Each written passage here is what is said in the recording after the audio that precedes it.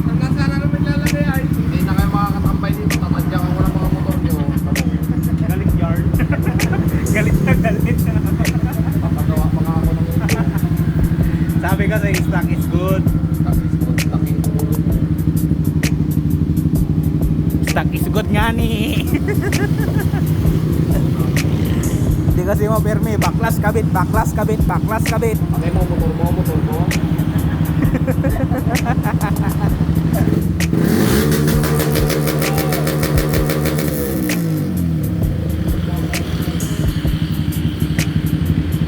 Nangangati na ako.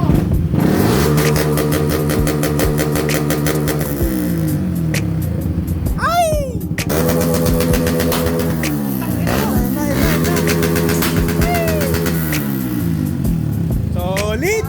Sarap! Biglang atras yung mga kono. Sarap ka!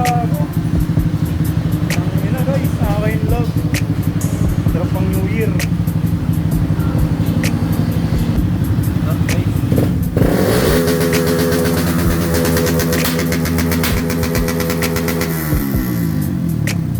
Grabe. Grabe yung backfire mga tol. Sobrang solid. Ilang RPM yun eh? Ilang RPM? Yan RPM. 10,000 RPM yung backfire niya. Kaya solid. Kaya pag nagli-limit siya ng 10,000, yung backfire na.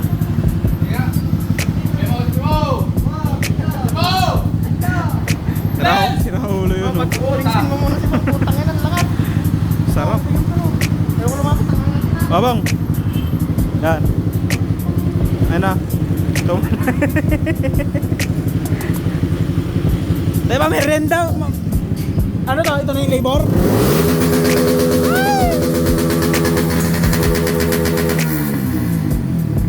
Sarap guys. Ang ina, napangag ako dun kanina eh. Oy, open mo naman ah.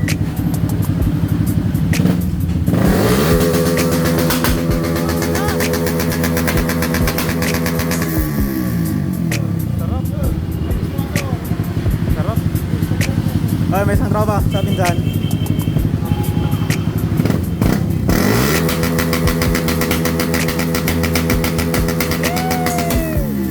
Sarap! Solid!